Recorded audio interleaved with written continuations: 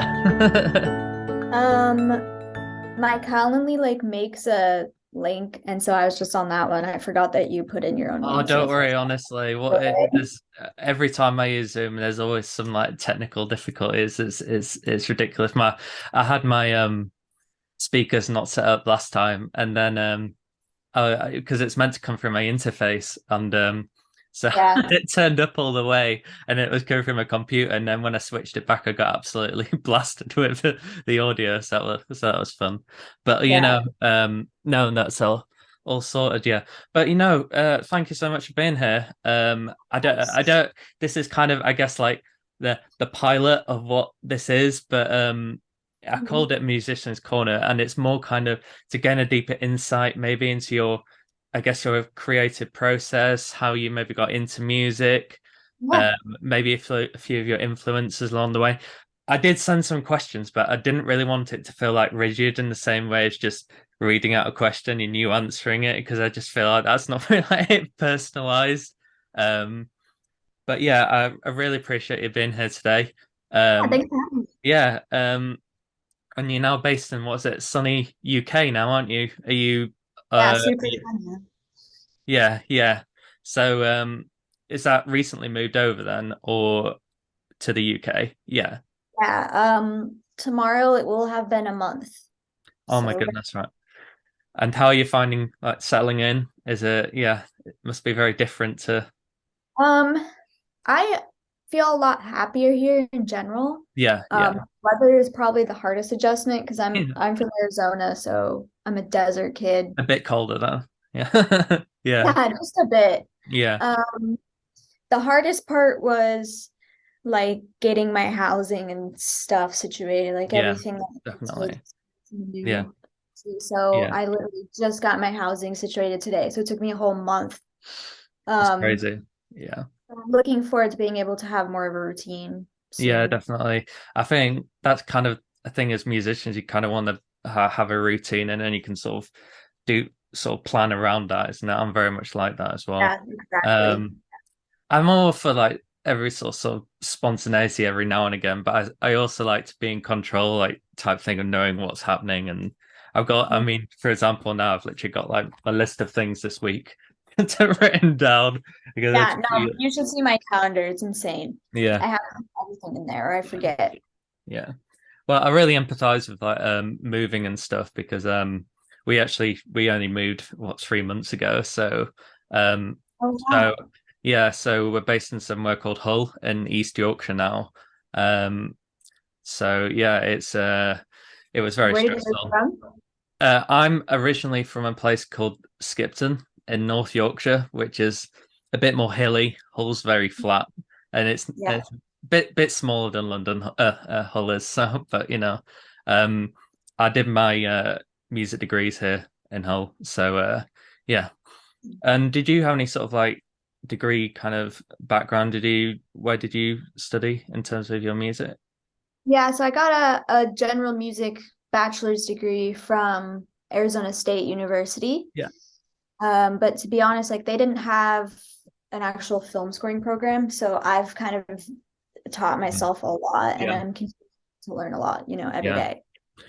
Did it kind of have something in that degree that whet your appetite for it, or did you saw something in that degree you went, oh, I want to pursue that further? And I already knew I wanted to do film yeah, composing going to school. I decided that when I was around 17. hmm So the reason I chose ASU is because my mom is a professor there, so I went for free. oh, nice, So that nice. was the reason I chose it. It was That's always a bonus, yeah. definitely good to not be in debt as a musician for Yeah, sure. I'm just trying not to think about it then. Yeah, let's not think about Yeah, that. no, no. Yeah. When we're like massively successful down the line and we can pay it all off and it's fine, it's like just like Okay. Give don't me like think about it. a few Um, years, I'll pay it off. yeah, definitely, yeah. Um, so did you play any instruments while you're at college as well as that? Well, I kind of get confused what like college and like university is in terms of America because it's like different things. Our like what we call college is university here. Oh, So okay, yeah. So, I've seen on your videos you play violin, and is that yeah. would you say is that like your main instrument? It is, yeah. Yeah, Yeah, I've been playing violin since I was a kid. So I did play that through school. nice. Growing up, I took piano lessons, although I'm not as like I didn't keep up with it that much. I was Yeah, pretty lazy, so I yeah, regret that. But yeah, but definitely violin for sure. yeah. Cool. And did you play in like any bands in the college or anything like that? Or Um, my friend is a drag queen who's oh, also a nice. jazz musician. So Yeah, I that's played in a awesome. band with her, Yeah, and we traveled around doing different gigs. We played a drag queen pageant, which was really fun in LA. yeah, I also was a part of a few ensembles at school. One of yeah, them was with dancers, so we got to explore things like electronic music, learning the yeah, history of hip hop, things like that, and how dancers interact with yeah, sound too. It yeah. was really Yeah, I interesting. was gonna sort of, you sort of like read my mind really there because I sort of had a question written down to do with sort of art and sound and whether you kind of felt it related to different senses other than music, not music, well, it is music, other than like hearing. Yeah. Because I sort of knew you played violin already because you do like lots of reels to do with that, and that's really Mhm. exciting. And then I read that, there's quite a lot of artists out there like Kandinsky who also played violin and he did a lot of his paintings around music, and some of them one of them was called improvisation and one of them was called compositions, so they all kind of got musical names. And I didn't know if you kind of explored down that and felt that whether your music had kind of stimulated any other senses other than like hearing, whether you think about colors or I know it's a pretty Yeah. broad question, but like Yeah, that's a great question. I think because I've collaborated with a lot of dancers and I'm friends with dancers, I do often think how would one move their body to this? Sometimes with certain film music, there's not really a groove or anything that someone yeah, could follow. But then I'm like, well, how would a contemporary dancer respond yeah, to this? yeah. I I remember, definitely think yeah. Oh, sorry. movement. Oh, go ahead, go ahead. No, no, I was just gonna say that it's interesting that you talk about how you watch dancing and how to interpret that. And it just reminds me there was this bit when because I was quite into doing art at school, and I remember we used to listen to bits of music and we used to get given a blank sheet of paper and just like almost draw what you're feeling. And yeah, you got some Yeah, quite that's a great interesting thing. Yeah, exercise yeah, too. yeah, Yeah. yeah. Um, and I've actually got a friend. Well, my mum. What's my mum? Used to date my mum actually a long time ago, back in the day. But he's now a really good friend. Um, but he does like pottery kind of stuff like that. And I asked him, "Oh, do you think of anything like depending what music you listen to? That does that depend what you throw, or do you do like a Mhm. really angry like piece of pottery or anything like that?" So no, I just thought it'd be interesting to kind of, you know, ask the question. I know it's quite a broad question and there's no No, wrong answer it's really. just Yeah, yeah. because I think everyone thinks differently, like what we connect to as artists, but in the end, it's all connected. Yeah, exactly. Yeah. I don't think So there's like a wrong answer really. It's just everyone's kind of different interpretation of it, isn't it? yeah, Um, yeah, exactly. yeah.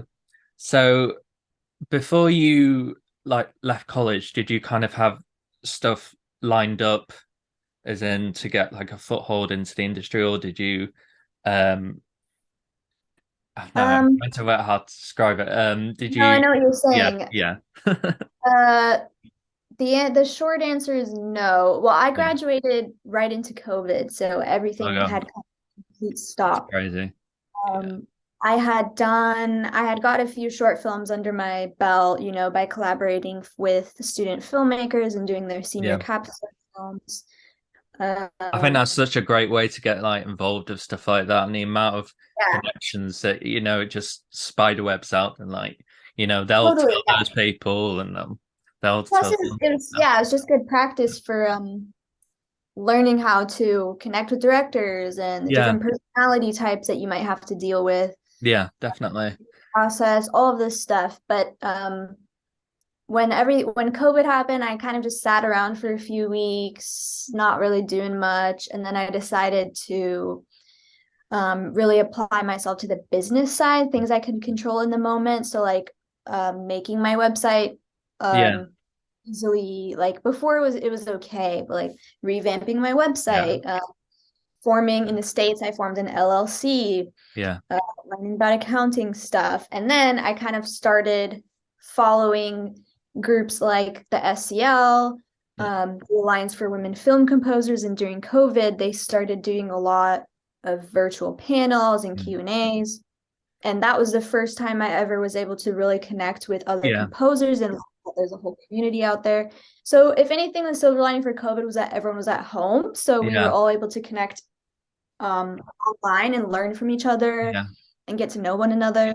Yeah. So that's kind of what I was doing right after Awesome. school for a while. Yeah, I think it's the thing with COVID is as terrible as it was, it's also, really helped to like springboard people as well, and really Yeah. focus on like their social media. And I think I'd say that with me because it's made me focus a lot more on like my social side because my just looking at how it's grown since COVID, like I barely used my Instagram at all, and it's just like the basic things. It was like keeping the posts regular and doing Yeah. stories and stuff, and it just absolutely gobsmacked me how much it increases the engagement and stuff like that. Yeah.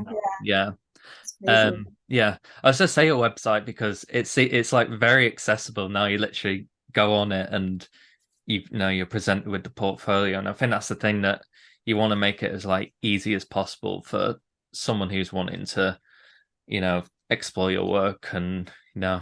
Yeah. And you Yeah. have to realize that people probably have an attention span of like 30 seconds. Yeah, exactly. They can't easily listen or access your bio or your credits. They're not interested. So I Yeah. think that helped me a lot. Mhm.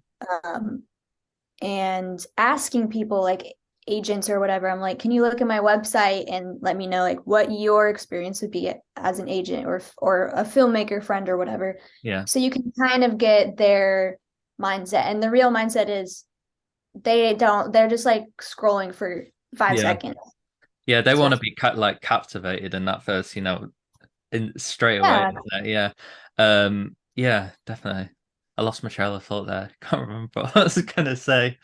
Um, yeah, no, I agree. I think it's yeah, just trying to grasp the attention of Mhm.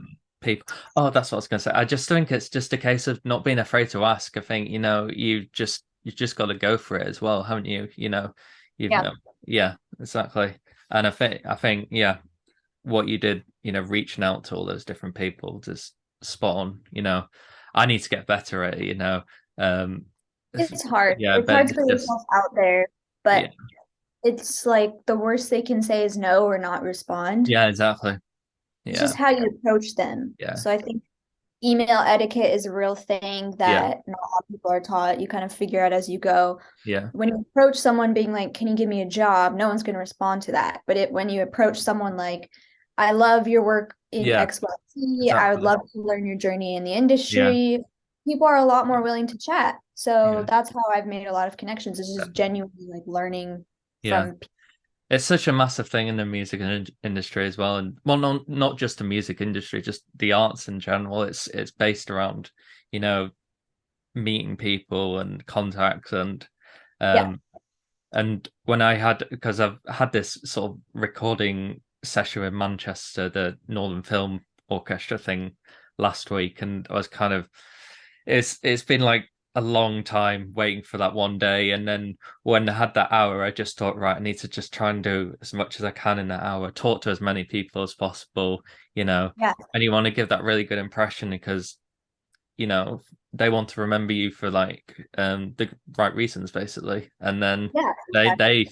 even if one person out of the 50 people in that room go, you know oh, I met this composer Sam, it's a win. Hmm. I find that I have to message like 100 people and you might only get like one or two responses, but even that's Yeah, better than yeah, that's yeah, normal. yeah, It's kind of like just quantity. yeah, And there's some weeks where I feel more motivated to do that than others. I think yeah, Instagram is a really good place to connect with people or more organically. yeah, You can like comment, like whatever, and then yeah, you're kind of in their minds, yeah, as long as you're not being annoying about it. But Yeah. Yeah, it's tricky. It's tricky. Yeah, definitely. I know that you said about working with directors and you get like a lot of different personalities. Um, and obviously every composer sort of dreads having that moment of having something that's maybe poorly received or not in the way that you thought it was going to be received. And um, can you kind of relate to a moment like that? And how did you kind of build on that to make you the composer that you are today, if that makes sense? Yeah, I mean, it happens all the time. I think it's so easy to take it personally yeah, because in your head, like this is the best cue I've ever written. This is perfect for the scene. I'm so proud of it. And then yeah, they turn around 5 seconds later and they're like, no, this isn't right. It's so easy to be like, yeah, oh, but I just don't get it. yeah, Um, that happened to me in school when I was not as prepared for it. I perceived it as rejection of me as a person yeah, as opposed to this piece of music is good on its own, but it's not right for the story. And exactly. so I do have a moment of kind of like lashing out on email, which I'm like being passive aggressive, which I'm not proud of and definitely wouldn't do now. So No, my no, best advice is it's okay to be pissed off. yeah, Don't say anything while you're in no, that mood. yeah, Just let it settle for a yeah. second and then respond. So Yeah, I find that I sort of I take it out on exercise. That's a good way. I yeah, mean, exercise is great. Ranting about yeah. it to friends until you calm down. Yeah, Whatever helps you. yeah. But Everyone's I've learned different, I that guess, isn't don't it? let the Yeah. director know Yeah, yeah, that definitely. you're I think it's pissed off. just yeah. I think it's just remaining professional, isn't it, at the end of the day, and even now, you know. Yeah, because in their Yeah. point of view, they're just seeing it as like servicing their story and Yeah. so like it's so opinion based, like one director might love a certain cue and then another director might hate it. So Yeah. it's also about learning them as a person and as a Yeah. collaborator, which I, takes a little bit more back yeah. and forth. I think that's the thing with these. I say with these competitions, there's all these different like school competitions that happen. I know that Spitfire Audio do these massive ones with, I think they did like a Bridgeton one that, well, let's say this Yeah. year. We're in February, aren't we? We're in, it was last year. Or was it last year? Was it? I don't know I, what month they're in. I I think don't it was remember. last year. Time's not real, but I know what you're talking about. Yeah. But, you know, I think I mean, when I submitted mine, I think it's, perfect, but it all comes down to, the person who's judging it. They might see it in a different light and, they they'll listen to, so many different ones. And I think that was the thing when I was listening to other people's, that the styles were just completely different, but they worked, that was the thing.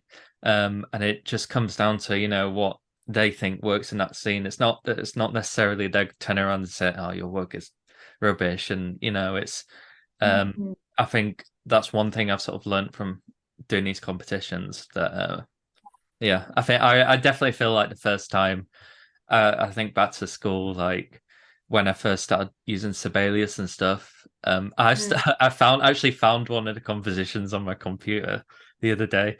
Um, but yeah, and just taking on feedback from that and not trying to take it personally. I was awful for it when I was younger, but I think Hard. Yeah, it's it's hard just for learning from everyone. it, isn't it? Yeah, Yeah, it's like treating it as a learning opportunity instead of an attack on you as yeah, a person. Because the reality is, like, unless you're some prodigy, which is not me for no. sure, you're not like born knowing this information. So it's No, just about no. It's just continuing a, to it's a practice. just learning, isn't it? It's all a Yeah, journey, Even like the best composers in the world will, learn something new every day, Um, exactly. And yeah, at the end of the day, like, it can be kind of arbitrary too. So exactly. you have to experience a lot of different things and opinions Yeah, also to find your own opinion of yourself and your music and yeah, what you want.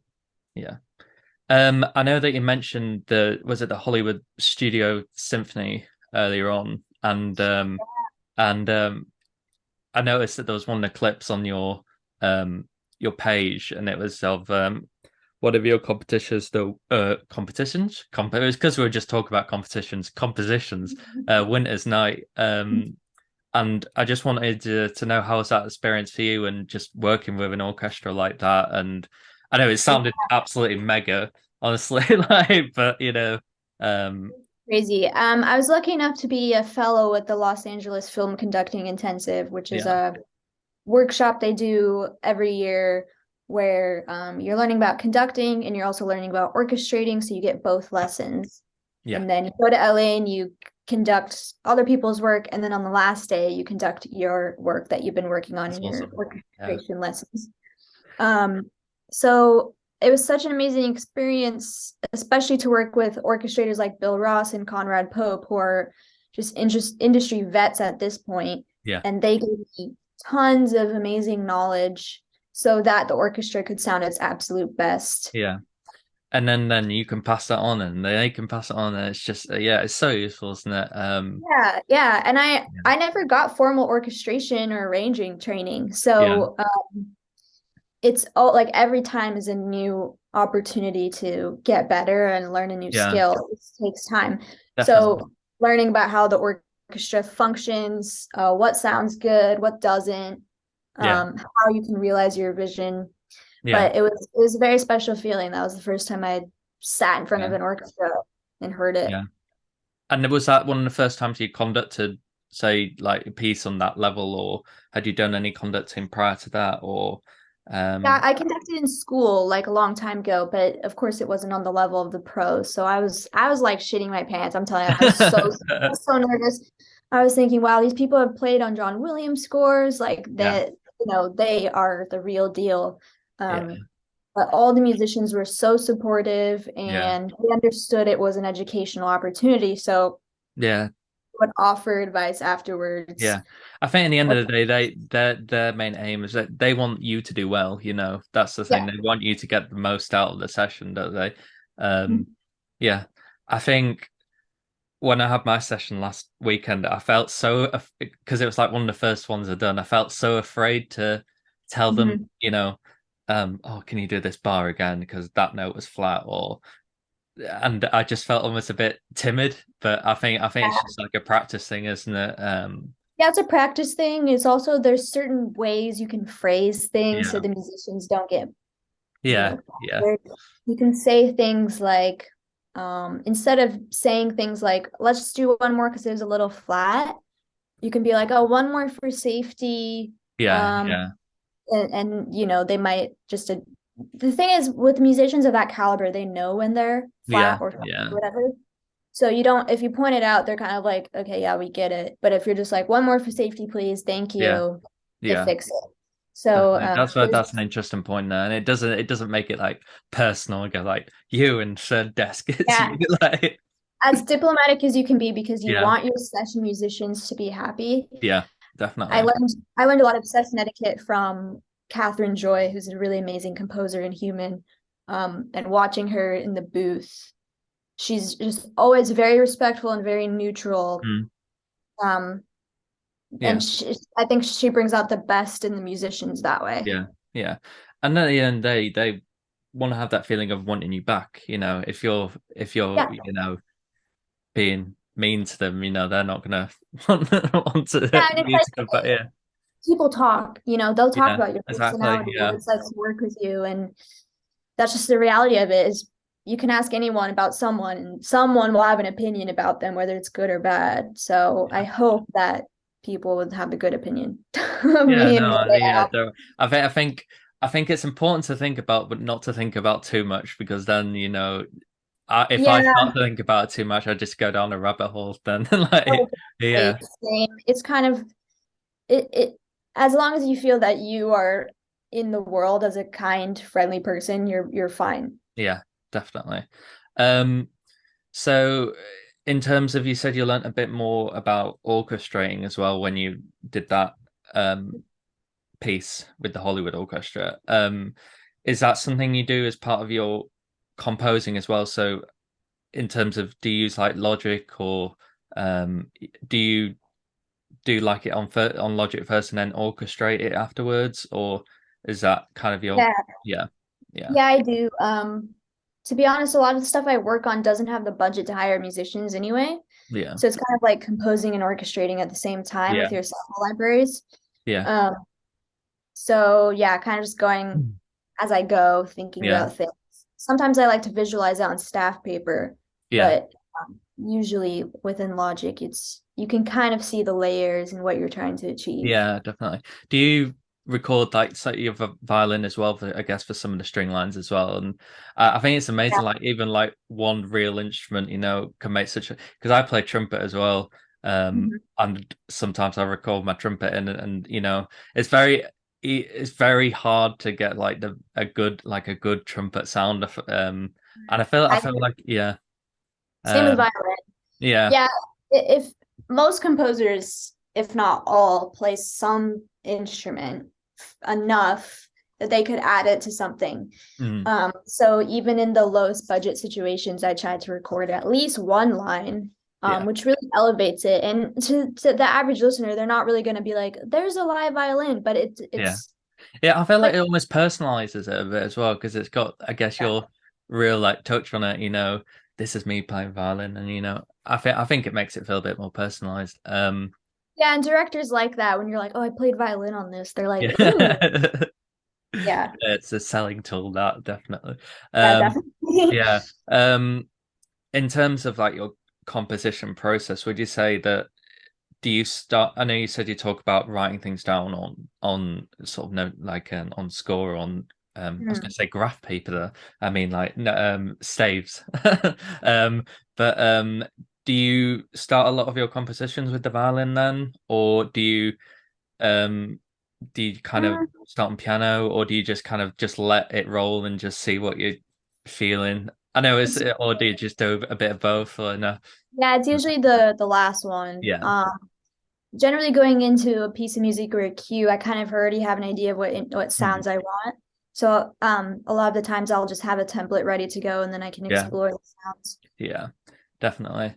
I think I have that because I literally have one Spitfire library, which is the Albion one.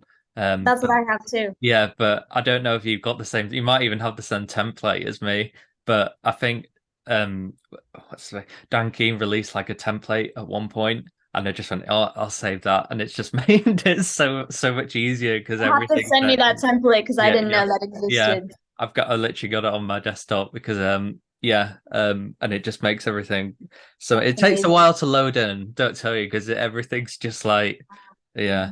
But I find that once I'm happy with the instruments I've chosen, I actually delete the other ones because it just of the processing it. Otherwise the watching the line like juke along because it just Yeah, doesn't half make it. my Yeah. life is just dealing with logic problems. It's Yeah. probably every composer's Yeah. like tech Yeah. problems.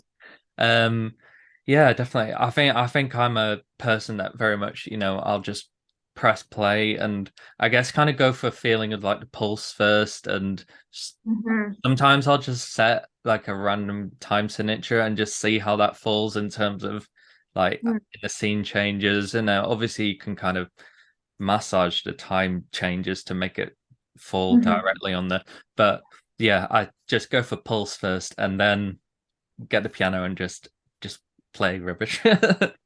Sometimes, Yeah. it could be the thing is I don't think about it. This thing I just press record and don't turn the metronome on, and I just play Mhm. and just if it's rubbish, you just delete it and start again. But I think That's exactly what I do. I yeah, think that's the best way yeah, to feel the flow, the yeah, creative flow. Yeah, definitely. yeah. So yeah, and then sometimes you've got that creative flow at 11:30 in bed, and that's Yeah. happened. So I have to go when I used to have like an attic. I used to like run upstairs, switch my keyboard on, get my iPhone on, and just record it on my phone. It's just like right, at least it's there. I can come back Yeah, tomorrow. I've done that. Yeah, Or yeah, yeah, I have like I feel like I thought of the best thing ever, and then the next morning I listen and I'm like, this is horrible. yeah. Sometimes I'll go onto my notes page and just type in the notes, and then I'll find it tomorrow about what do these notes mean, and then I'll play them, and then obviously they don't mean anything because it's not like the rhythm of the notes. Yeah. And no, definitely. Um, but yeah, you said you use the Albion one. Is there any like particular kind of sounds that you like in that you always go to, if that makes sense? Um, I like to combine some of their string sounds, Yeah, especially good strings, yeah, uh, with my live violin, and then I also like to use textural stuff. yeah, for just creating like as unique a sound as possible that sounds real-ish to me. Yeah, definitely. So I definitely probably the muted. Yeah, yeah. I think I feel the same. I just sort of like to build up the layers and do sort of big orchestral hits. It can be kind of really effective in like a big opening of a Yeah, I like scene. their Yeah, hits too. yeah, It's really yeah, helpful. yeah. I say you did like a trailer at one point. It was like Canadian like skiing. Like was it? Yeah, Yeah, yeah, the city of Whistler, Canada, yeah, they had that and yeah, tourist spot. and it had some big shots in there, and I can just like yeah, Yeah, imagine. that was definitely a lot of Albion. Yeah, A yeah, lot of, big percussion from Composer Cloud as well. They have some yeah, big drums. And then I yeah. also sampled so I don't know if you saw the spot, but there's like some indigenous drummers that Mm. were recorded live, and so I sampled some of those as well Oh, nice. with their permission, but it also like elevated it because it's this element of adding something real Yeah, to it. But definitely. it's blended in with all of those libraries. Yeah, So yeah, definitely. And do you use like is it Sibelius for your notation software? Or I yes. know that Yeah. people keep going on about Dorico and Yeah, I can only handle music one. score for and yeah, Yeah. and I think that's the thing that I've used it since at school and Hmm. although Dorico might be better, I'm so used to Sibelius now.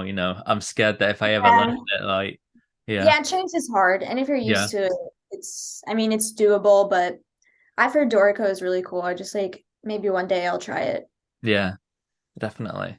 I think it's always such a bonus to be able to, um, be able to orchestrate your own parts as well, because that can be for someone who's starting off at the start of their journey, someone who's a bit earlier on like myself, it's really useful to be able to keep those costs down as much as possible as well. And getting like an orchestrator is just, I know it was one thing that helped to keep my costs down for the last session, and I was so scared when I sent off the string parts because although I can write for strings, I don't think you really know how to write for strings unless you're a string player and all the sort of things in terms of the bowing and when to move together and yeah. Um so after a couple of emails back and forth, I was able to get that sorted. But I think that's such an important thing about composing, isn't it? To just think about how the instruments, how the player's going to play it, isn't it? Or whether it's actually going to be possible. Um, Mhm. I It's think, good to have yeah, if you have a friend that plays the instrument, yeah, just ask them if they can take a quick look. People have yeah, asked, yeah, I'm happy to do that. Um, I think generally with session players, you don't really have to give them bowings. yeah, They kind of like to figure it yeah, out. If there's certain things you need slurred or whatever, of course, yeah, but yeah, you don't have to micromanage them. If they yeah, are at like a lower, not a lower level, but maybe it's like an educational ensemble or something, then probably it's good to have some cautionary bowings at least. yeah, yeah. I think yeah, and I think it was just to stop in terms of the double stopping and stuff like that that I'm still learning about and whether it's actually possible to play it on those Yeah, strings. Then totally. yeah, because I think I'd written at the end I'd put like a double bass playing like a bottom D, and then the other two double basses are on a D and an A, and it turned out that there were only two double basses, and they were like, "Oh yeah, we can double stop that D and the A there." I was like, "Oh no, you didn't know you could do that," and it's just you learn all these things. Like, yeah, it's Yeah, it's just trial and error. Like yeah, even today I was sitting at a piano like arranging and I had to think what would a pianist like, and it's hard because it's not your instrument. That's probably the hardest part of arranging and orchestrating. So you have yeah, to like get definitely, the space of the people. yeah, And the reality is like you're gonna make mistakes, but that's how you yeah, learn. But definitely, generally players are happy to be like, I think it's better if you do this and that. yeah, definitely. It's just all a learning curve. That's the thing. I know I've said it like five times already, right? But it's just about Yeah, I mean, learning yeah, it. I feel like I'm constantly on a learning curve. Like Yeah. some days are better than others for sure. Yeah, I think that's the thing.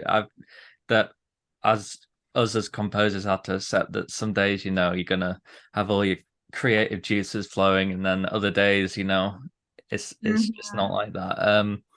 Yeah. I've just seen that we've got under 5 minutes left, so um, I wondered if you had anything in terms of what you're working on next. In terms of, I know that there might be some like secret stuff or whatever that you don't have to talk about it, but like, what's like the next big thing that you're working on at the moment that people can, check Hmm. out and touch in on? I'm writing an EP right now, which Oh, is more nice. like ambient textural stuff that I usually like to go for in film scores. Yeah, So that's what I'm doing right now, yeah, which is exciting because I haven't written for myself in a long yeah, time. So it's exciting and scary. So that's probably the biggest thing. And I'm also doing a few shorts and a feature, but those are TBD when yeah, they have to get released as yeah, is the definitely. So yeah. yeah, I think for anyone who does watch this, just go and follow Adele because she's Thank awesome, and you. you'll be able to keep track of this amazing EP as it goes along. Yeah, fingers crossed. I've been having some writer's block, so just trying to Uh, push through that. don't we all though? Don't we all? Yeah, um, universal experience. are you doing like your own? Are you doing your own vocals on that, or is it are you? It's just going to be Oh, instrumental, okay, okay, mostly strings and electronic stuff. yeah, Um, my wheelhouse, basically. yeah, definitely. Um, and I'm just thinking, do you have any sort of like final pointers? I guess I know we've sort of taken a gone like this a bit, but do you have any sort of like Yeah. final advice for someone who's, at the start of their journey and trying to get a foothold in?